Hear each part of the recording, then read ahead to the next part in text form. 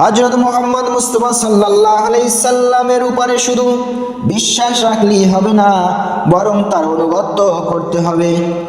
আল্লাহ তাআলা নিজের নির্দেশ দিয়েছেন, আর যে কেউ আল্লাহর হুকুম এবং তার রাসূলের হুকুম মান্য করবে, তাহলে যাদের প্রতি আল্লাহ তাআলা নিয়ামত দান করেছেন সে তাদের সঙ্গী হবে। তারা হলেন নবীগণ, সিদ্দিকগণ, শহীদ ও সৎকর্ম ব্যক্তিবর্গ।